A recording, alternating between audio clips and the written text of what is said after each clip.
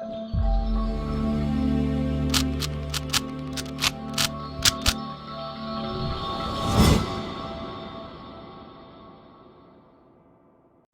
Guys, I hope you like my videos. If you like my videos please like share and subscribe our channel. जैसा कि हम लोग reload videos बना रहे हैं, तो ऐसे ही हमारे पास एक रिक्वेस्ट आई एक स्टूडेंट की कि मैम प्लीज आप इंटीग्रेशन की मिसलेनियस को जो है वो रीलोड कर दीजिए।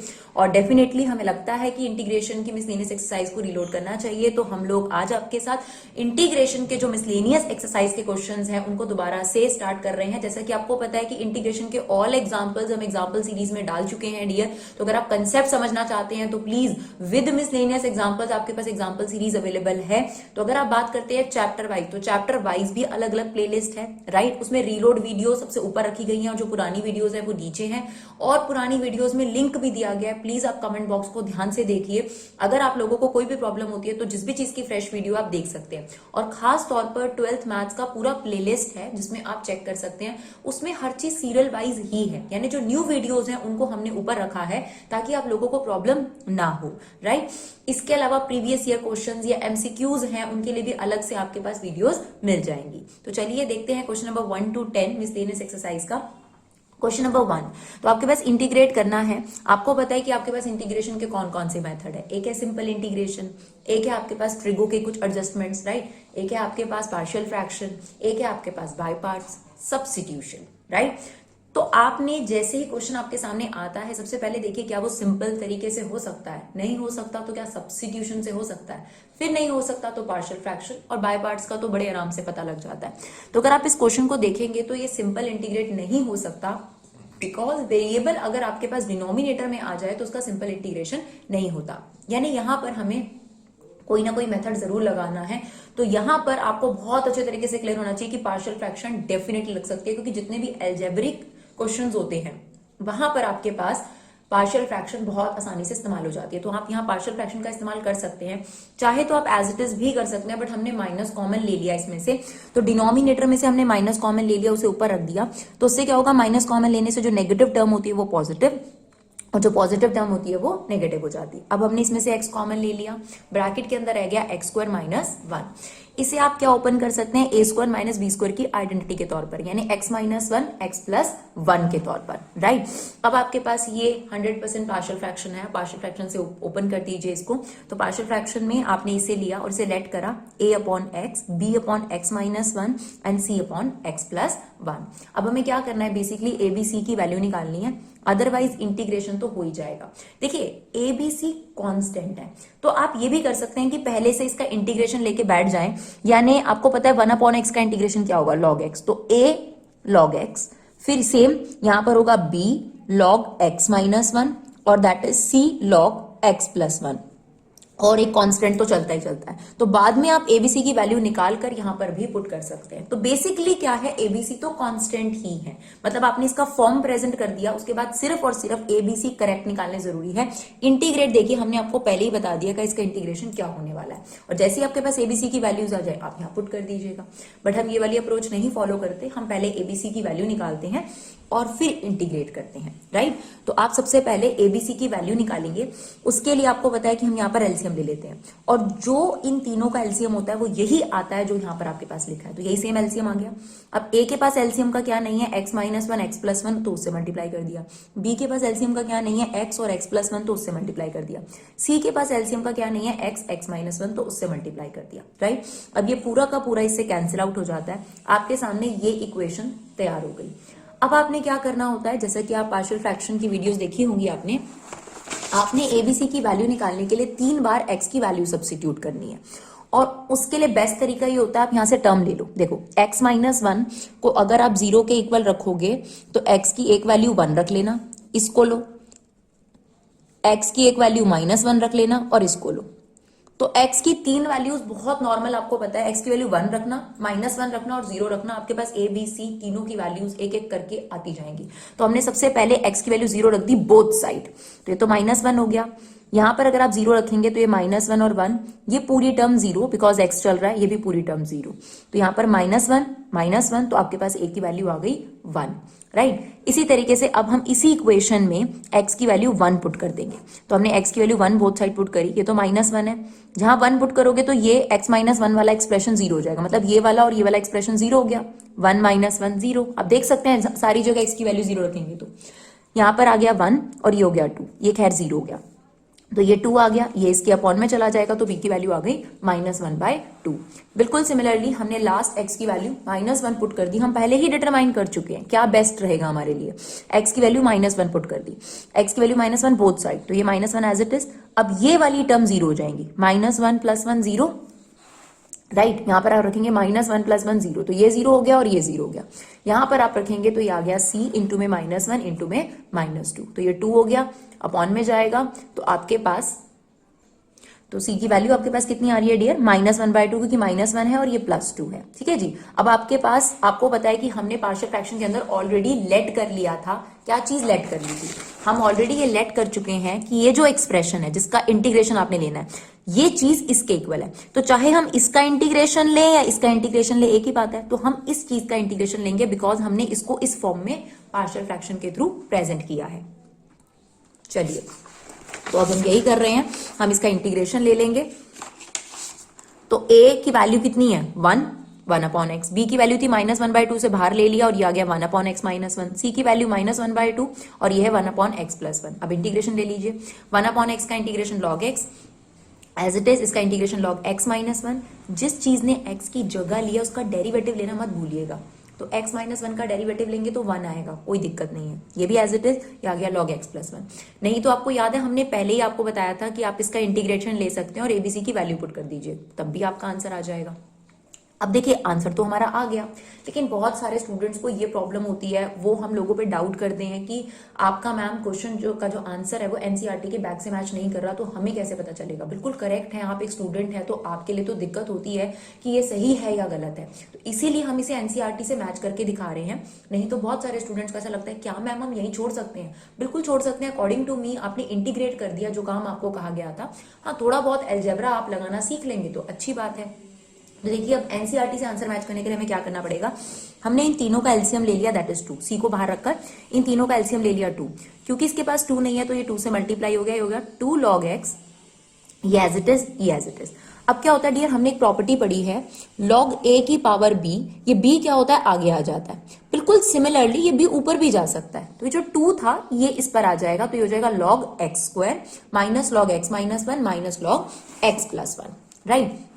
अब हमने क्या करा, जो बाकी की 2 टर्म्स में से माइनस कॉमन ले लिया, तो हो गया log x -1 plus log x + 1, log a plus log b की प्रॉपर्टी लगा दी, विच इज log, ये तो खैर माइनस आई है, log a इंटू b, तो x -1 को x + 1 से इंटू कर दिया ना। अब आपके पास रह गया log a minus log b, which is log a upon b। अभी भी कुछ स्टूडेंट कहेंगे मैम यहाँ पर 1 - x² है, बिल्कुल सही है बेटा, अगर आप यहाँ से नेगेटिव कॉमन लेंगे और क्योंकि यहाँ मॉडुलस लगा हुआ है तो वो पॉजिटिव ही रहेगा, तो अगर आप ये नेगेटिव कॉमन लेंगे तो ये 1 - x² हो जाएगा और ये फिर भी आपके पास पॉजिटिव यानी x² अपॉन 1 - x² भी इसको हम लिख सकते हैं। तो ये हो गया आपका क्वेश्चन नंबर 1। चलिए क्वेश्चन नंबर 2 देखते हैं, ये है आपके पास। देखिए इसे आप सिंपल इंटीग्रेट नहीं कर सकते, पहला ही रीजन है मेरे पास वेरिएबल डिनोमिनेटर में है, अगर ये न्यूमरेटर में आ सकता होता तो वेल एंड गुड, लेकिन ये नहीं आ सकता। अब पार्शियल फ्रैक्शन की बात आती है बिकॉज अलजेब्रा है, लेकिन पार्शियल फ्रैक्शन वहां नहीं लगता जहां पर वेरिएबल की पावर 1/2, 1/3, 1/4 यानी फ्रैक्शन आ जाए। तो यहां पर हम क्या करने वाले हैं, एक नॉर्मल सा कंसेप्ट मुझे लगता है, नीचे अगर रूट में कोई चीज हो तो उसे रैशनलाइज कर देना चाहिए। ये बात तो हम 8th क्लास से सीखते हुए आ रहे हैं, तो बिल्कुल वही रीजन मैंने अपने आप को भी दिया और आपको भी वही बता रही हूँ जो मैं जानती थी और मैंने अप्लाई करा। तो मैंने यहाँ पर रैशनलाइज कर दिया, that means this minus this से मल्टीप्लाई और डिवाइड कर दिया। अब 1 को इससे मल्टीप्लाई करेंगे एज इट इज, और a + b a - b, नीचे क्या बन जाएगा a² माइनस b²। तो यहां पर क्या हो गया, अगर आप इसका स्क्वायर करेंगे तो x प्लस है और इसका स्क्वायर करेंगे तो x + b, ठीक है। और आपके पास क्योंकि नेगेटिव था उसके साइन बदल दे, हो गया -x - b। जो रूट में था x प्लस ए उसको हमने लिख दिया x प्लस ए की पावर हाफ, क्योंकि रूट का मतलब हाफ ही होता है। Similarly x plus B, root को हमने लिख दिया x प्लस बी की पावर हाफ। जब हमने ये खोला, अब देखिए ये हो जाएगा ना x प्लस ए माइनस एक्स प्लस बी।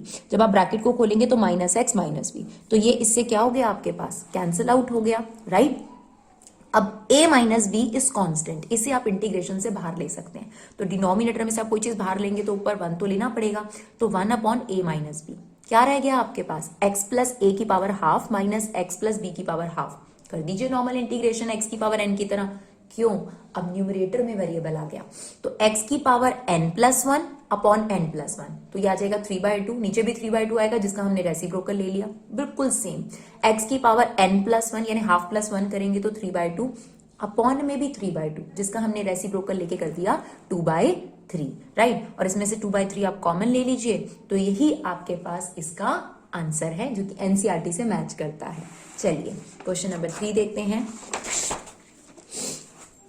देखिए फिर से आपके पास वेरिएबल डिनोमिनेटर में है, यानी डायरेक्ट इंटीग्रेशन तो नहीं है, पार्शियल फ्रैक्शन भी नहीं लग सकता, बिकॉज यहां पर वेरिएबल हाफ पावर के अंदर है, यानी 1/2, 1/3, 1/4। हम देखिए जो भी बात बोल रहे हैं ऑलवेज नहीं होती है, बस जो आइडिया हम अपने आप को देते हैं वही रीजन हम आपको समझा रहे हैं, ताकि एक स्टूडेंट के तौर पर आप भी अपने आप को एक रीजनिंग दे सके उस क्वेश्चन में हमने ये क्यों लगाया।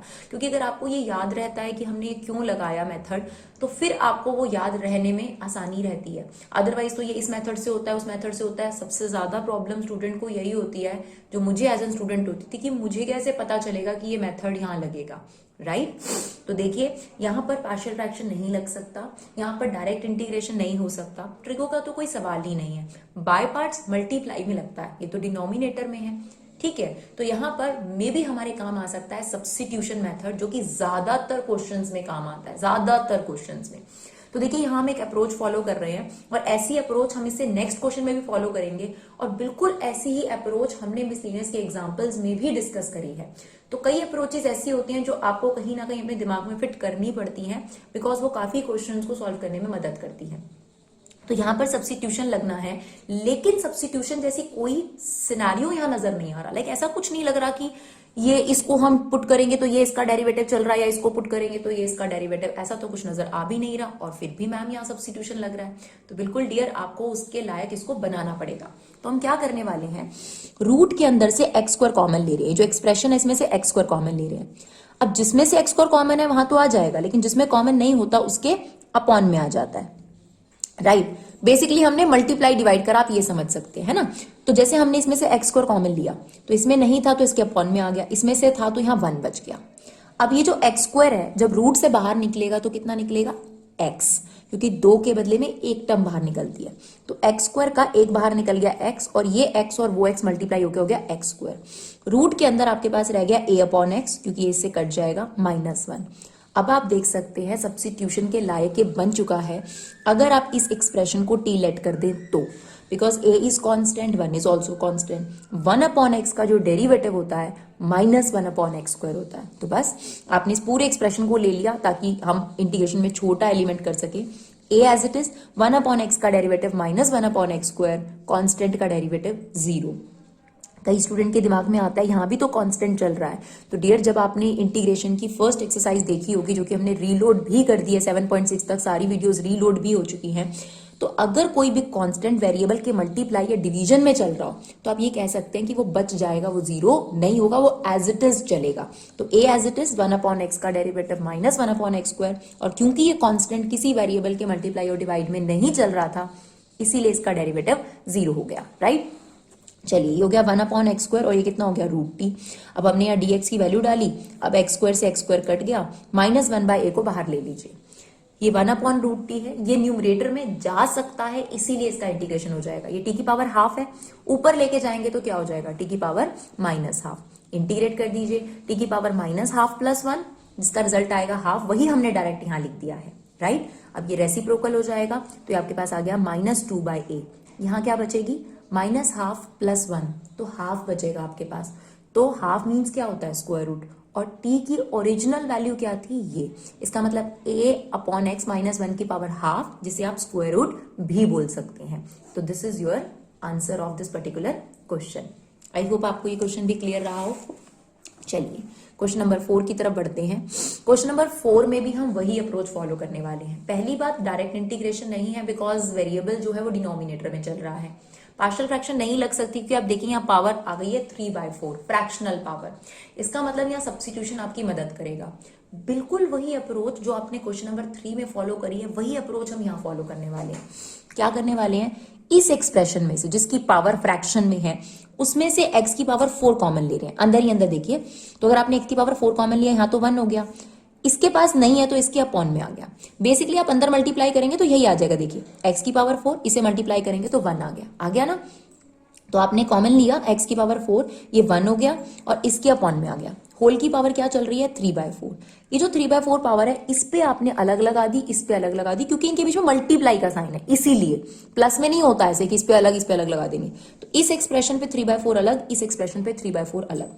अब देखिए ये 4 से 4 कैंसिल आउट हो गया, x की पावर 3 और ये x², बेस सेम है, मल्टीप्लाई हो रहा है, पावर्स हो जाएंगी ऐड, ही हो गया x की पावर 5, ये एज इट इज। अब आप देख सकते हैं सब्स्टिट्यूशन बड़े आराम से लग जाएगा। और सब्स्टिट्यूशन की भी हमने आपको खासियत बताई थी कि उसी को सब्स्टिट्यूट करना चाहिए जिसकी पावर फ्रैक्शन में हो। तो इसे लेट कर लीजिए t, आपका काम हो जाएगा। तो 1 + x की पावर 4 को हमने लेट कर लिया t, 1 का डेरिवेटिव 0, 1/x की पावर 4 का डेरिवेटिव होता है -4/x की पावर 5, राइट, dx। आपके पास dx की वैल्यू यहां निकाल लेंगे, ये हो गया 1/x की पावर 5, इसे हमने रख दिया था t, ये हो गया t की पावर 3/4। यहाँ पर आ गया आपके पास x की पावर 5 - 4 दिस, ये इससे कैंसिल आउट हो गया, -1/4 को हमने बाहर ले लिया। ये t की पावर 3/4 है, इसे न्यूमरेटर में ले गए तो ये हो जाएगा t की पावर -3/4, राइट। अब आपके पास t की पावर -3/4 का इंटीग्रेशन ले लीजिए, t की पावर -3/4 + 1 अपॉन जो भी इसका रिजल्ट है वही नीचे भी आ जाएगा 1/4। तो ये 1/4 से 1/4 आपका कट गया, ये आपके पास आ गया t की पावर 1/4, राइट। अब माइनस है, t की ओरिजिनल वैल्यू ये है, उसकी पावर 1/4 प्लस c। तो ये आपके पास 4th क्वेश्चन का आंसर आ गया। चलिए क्वेश्चन नंबर 5 देखते हैं। क्वेश्चन नंबर 5 भी बहुत अच्छा क्वेश्चन लगता है मुझे, बहुत अच्छा क्वेश्चन है, लाइक बहुत कुछ करना भी नहीं है और बट इजी भी नहीं है, मतलब थोड़ा सा दिमाग लगाने की जरूरत है। अब देखिए यहाँ पर भी वेरिएबल डिनोमिनेटर में है, पार्शियल फ्रैक्शन लग नहीं सकता बिकॉज फ्रैक्शनल पावर्स हैं, सब्स्टिट्यूशन लगाना है लेकिन थोड़ा सा ध्यान से, राइट।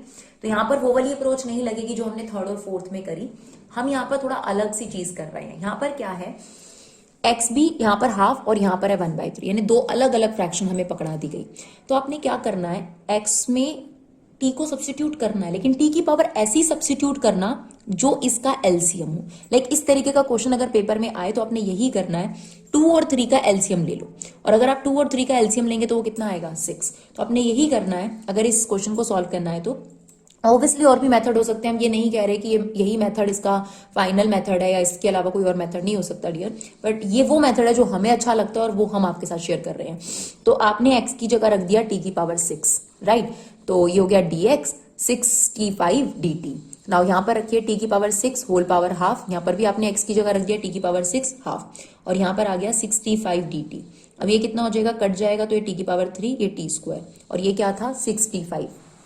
अब डिनोमिनेटर में से क्या कॉमन आ रहा था, t² कॉमन आ रहा था, 6 को हमने इंटीग्रेशन से बाहर ले लिया, इन दोनों में से देखिए t² कॉमन आ रहा था, तो वो आप इससे काट देंगे तो यहाँ पर क्या रह जाएगा t की पावर 3 अपॉन t + 1।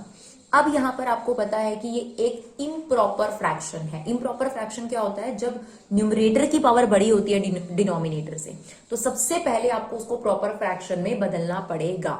तो और भी तरीका है इसको करने का, बट ये वाला तरीका भी आप फॉलो कर सकते हैं, -1 + 1 वाला भी तरीका फॉलो कर सकते हैं, बट जो हम बता रहे हैं अभी फिलहाल ये एक इम्प्रॉपर फ्रैक्शन है, इसे डिवाइड कर दीजिए। तो आप देखिए हमने यहाँ पर डिवीजन करा है, लॉन्ग डिवीजन, ऊपर वाला हमेशा अंदर आता है और ये बाहर। हमें t³ चाहिए तो t को किससे मल्टीप्लाई करें, t² से, t² को इन दोनों से मल्टीप्लाई करिए, ये हो गया t³, ये हो गया t², साइन चेंज करेंगे तो ये कट गया, आपके पास आ गया -t²। अब हमें -t² चाहिए और यहाँ t है, तो -t से मल्टीप्लाई करेंगे, -t को इन दोनों से मल्टीप्लाई करेंगे, ये आ गया -t², ये आ गया -1, साइन चेंज करेंगे तो ये कट गया। अब आपके पास रिमेनिंग बचा t। अब हमें t चाहिए और यहाँ पर भी t है, तो 1 से मल्टीप्लाई करेंगे, तो +1 से इन दोनों को मल्टीप्लाई करा, ये आ गया +t + 1, साइन चेंज करा तो ये कट गया, -1 आपके पास रिमाइंडर बच गया। आप जब भी इम्प्रॉपर फ्रैक्शन देखते हैं तो उसे मिक्स फ्रैक्शन में कन्वर्ट करा जाता है QRD फॉर्म में, that is quotient plus remainder upon divisor, this is mixed fraction, right. तो अब जो ये हमारा है इसमें आपको पता है क्वोशिएंट ये है, डिवाइजर ये है और ये आपके पास रिमाइंडर है। तो अब हम इसको इस फॉर्म में प्रेजेंट कर देंगे ताकि ये प्रॉपर फ्रैक्शन बन पाए। 6 बाहर चल रहा था, quotient plus remainder upon divisor. तो इसका डायरेक्ट इंटीग्रेशन ले लेते हैं, T cube upon 3 that is T square upon 2 that is T, क्योंकि टी के रिस्पेक्ट में इंटीग्रेशन है यहाँ पर, ठीक है। And this is minus T plus 1, तो log T plus 1 plus C तो आपके पास है ही है, ठीक है। इसे सी से बाहर लीजिएगा, सी से अलग, ठीक है।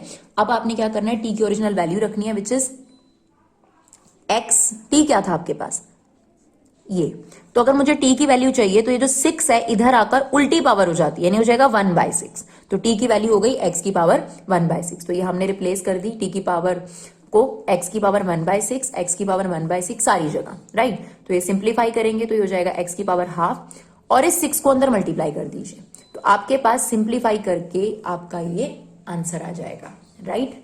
चलिए क्वेश्चन नंबर 6 देखते हैं। 100% पार्शियल फ्रैक्शन है, कोई दो राय नहीं है, देखते ही आपको पता चलना चाहिए था, एक अलजेब्रा है और पार्शियल फ्रैक्शन बड़े आराम से लग रही है। तो हमने पार्शियल फ्रैक्शन अप्लाई करना शुरू कर दिया, ये लेट कर लिया a अपॉन एक्स प्लस 1। जब आपके पास पावर 1 होती है तो एक वेरिएबल, पावर 2 हो जाती है यानी क्वाड्रेटिक आपके पास आ जाता है तो 2 वेरिएबल लेट होते हैं, यानी यहाँ आ जाएगा bx plus C upon this.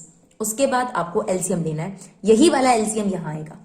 इसके पास क्या नहीं है एलसीएम का, एक्स स्क्वायर माइनस 9, इसे एक्स स्क्वायर माइनस 9 से मल्टीप्लाई कर दिया। इसके पास क्या नहीं है, एक्स प्लस 1, ये चीज इससे क्या हो गई, कैंसिल आउट। आपके पास आ गया 5x इक्वल टू दिस। अब आपने ए बी सी 3 वैल्यूज निकालने के लिए कम से कम 3 बार x की वैल्यू को पुट करना है। क्या पुट करें, एक तो यहां से आप निकाल सकते हैं x की वैल्यू -1 पुट हो जाएगी, यहां से नहीं निकलेगी डियर, क्योंकि अगर आप इसे 0 के इक्वल रखेंगे तो ये कॉम्प्लेक्स नंबर आ जाएगा, ये -9 है, इस पर रूट चला गया, नेगेटिव के अंदर रूट आपके पास कॉम्प्लेक्स नंबर होता है, तो यहां से हमें x की वैल्यू नहीं मिली।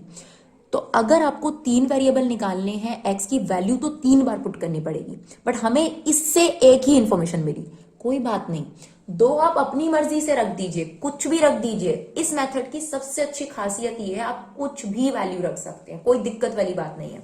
तो अगर आपको मिल जाए तो बहुत अच्छी बात है, नहीं मिली तो अपनी मर्जी से। सबसे पहले जो हमें मिली हम वो रख देते हैं, x की वैल्यू -1 बोथ साइड, तो हो जाएगा -5, ये एक्सप्रेशन 0 हो जाएगा। तो -1 का स्क्वायर करेंगे +1 हो गया, ये 10 डिवाइड करेंगे तो a की वैल्यू आपके पास आ गई -1/2।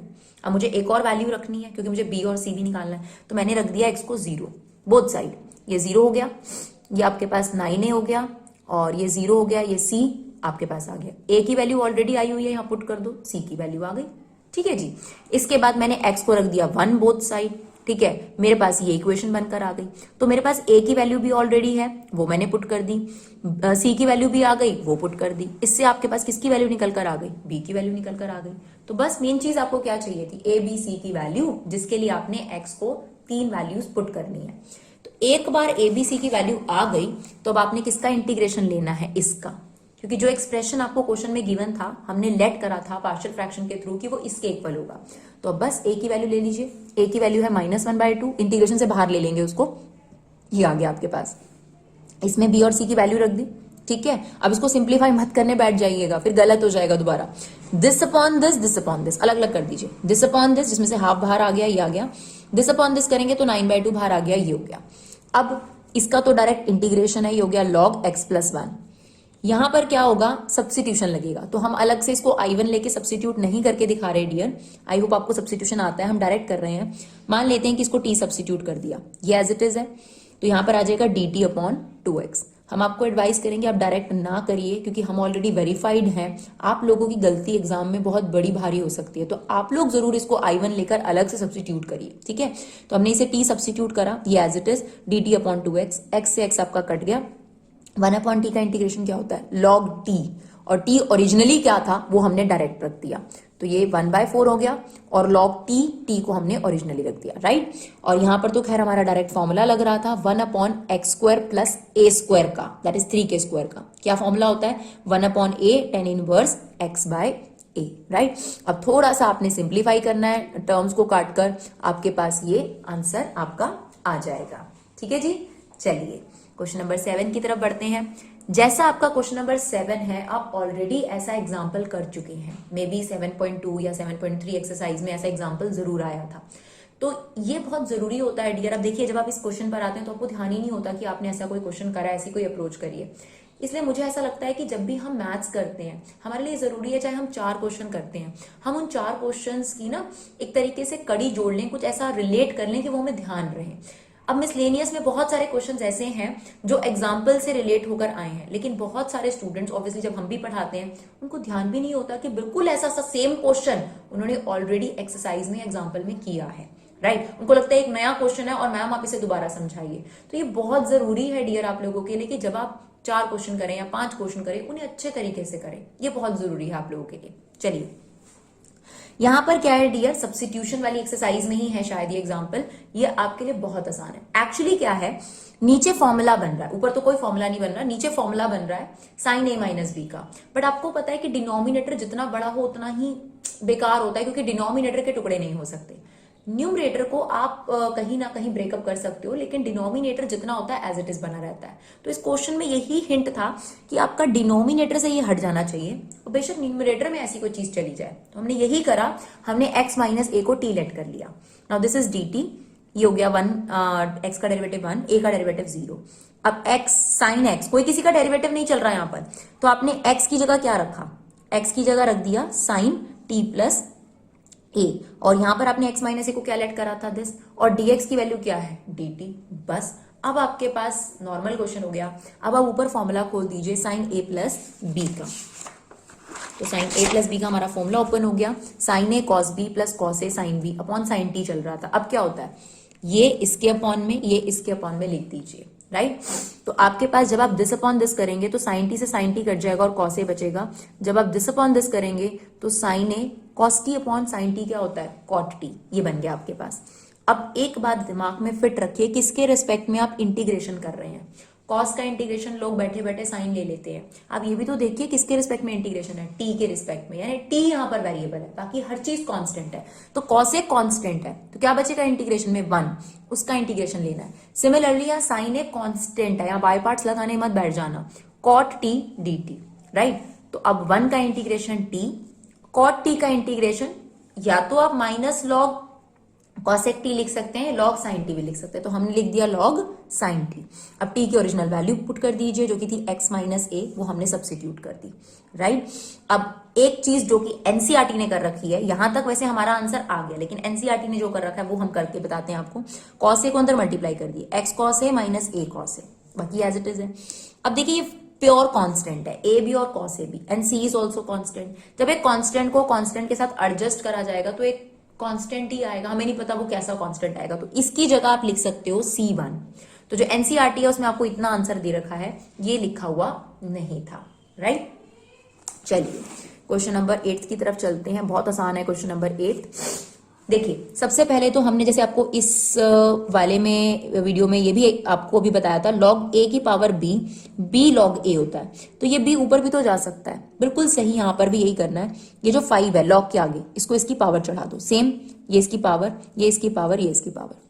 और कभी भी याद रखिएगा ई और लॉग अगर चल रहे हो तो कैंसिल आउट इफेक्ट होता है, आपके पास रह जाएगा ए।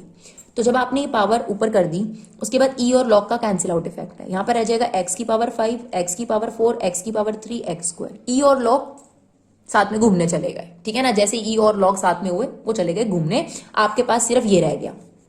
अब क्वेश्चन बहुत आसान है, आप यहां से x की पावर 4 कॉमन लेंगे, नीचे से x स्क्वायर कॉमन लेंगे, x माइनस 1 से x माइनस 1 कट गया आपके पास, इसको इससे काटेंगे तो x स्क्वायर बचेगा।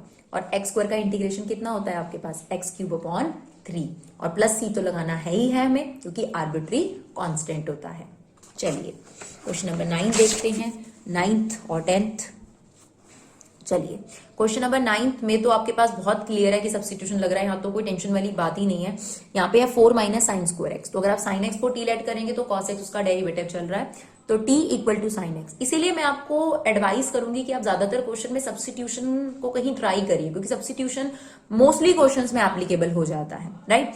तो हमने टी को रख दिया साइन एक्स, उसका डेरिवेटिव cos x है, ये एज इट इज, ये बन गया 4 minus T square, this is dt upon cos x। cos x से cos x क्या हो गया, कैंसिल आउट, ये हो गया 1 अपॉन 2 का स्क्वायर माइनस टी स्क्वायर। यहां पर आपके पास फॉर्मूला लग रहा है 1/a² माइनस x स्क्वायर का, which is sine inverse x by a, right. T की ओरिजिनल वैल्यू पुट कर दीजिए। ये रहा आपके पास आपके 9th क्वेश्चन का आंसर। चलिए क्वेश्चन नंबर 10 बढ़िया क्वेश्चन है। इसमें हम एक चीज सिखाएंगे जो आपको आगे के क्वेश्चंस में भी मदद करेगी। साइन की पावर 8x माइनस कॉस की पावर 8x। छोटी क्लास में भी करा है कि अगर 8x होता तो हम क्या कर देते थे, साइन की power 4 whole power 2, same sine 4 whole की power 2, denominator as it is है। Now this is a square minus b square, तो क्या करेंगे a minus B a plus B. ये चीज हमने भी करी यहां पर, देखिए a plus B a minus B. यहां पर फिर फर्दर फॉर्मूला लग सकता है, इसको लिख सकते हैं साइन स्क्वायर एक्स का whole square cos square X का होल स्क्वायर। फिर से फॉर्मूला लग जाएगा a square minus B square का, तो sine square X plus cos square X, sine square X minus cos square X. आपको पता है कि ये चीज तो 1 हो गई, sign square theta plus cos square theta 1 हो गया। न्यूमरेटर में ये बच गया, डिनोमिनेटर में आपके पास ये। अब हम आपको रिलेट करके दिखा रहे हैं कि ये फॉर्मूला इस फॉर्मूले के एकदम इक्वल है। कैसे, तो आपके सामने उसका डेरिवेशन दिखा रहे हैं हम। Sine square theta plus cos square theta के होल स्क्वायर की आइडेंटिटी खोलते हैं। Sine square theta plus cos square theta की आइडेंटिटी खोलते हैं, a प्लस बी का whole square. Now a square, इसका स्क्वायर करेंगे तो power 4, b square plus 2ab, right.